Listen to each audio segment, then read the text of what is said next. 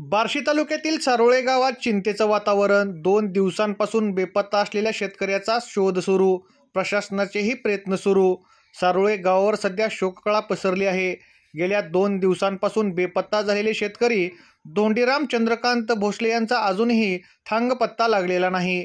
प्रशासकीय अधिकारी आणि स्थानिक ग्रामस्थांच्या मदतीने शोधकार्य युद्ध पातळीवर सुरू आहे, पण अजूनही त्यांच्या सुरक्षिततेची कोणतीही माहिती मिळालेली नाही।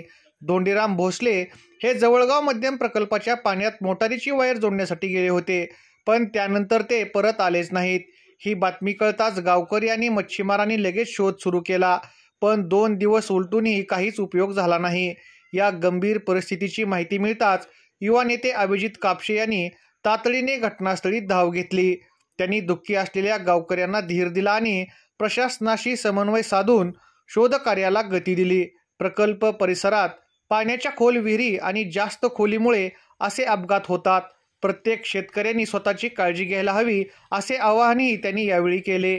या कठीण परिस्थितीत बार्शीचे तहसीलदार FR शेख, नायब तहसीलदार बदे, मंडळ अधिकारी मनोज कुमार संगपाळ, ग्रामसेवक पोलीस पाटील अण्णासाहेब साबळे, माजी सरपंच बाळराजे गाटे यांच्यासह अनेक स्थानिक मच्छीमार आणि गावकऱ्यांनी शोधकार्यात सहभाग घेतला आहे।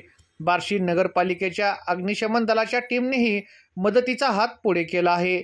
या घटनेमुळे संपूर्ण परिसरात चिंतेचे आणि दुःखाचे वातावरण आहे। गावकरी धोंडीराम भोसले यांच्या सुरक्षित परतीसाठी प्रार्थना करत आहेत। प्रशासन आणि स्थानिक ग्रामस्थांच्या एकजुटीमुळे या शोध मोहिमेला वेग आला असून लवकरच काहीतरी चांगली बातमी मिळेल अशी आशा व्यक्त केली जात आहे।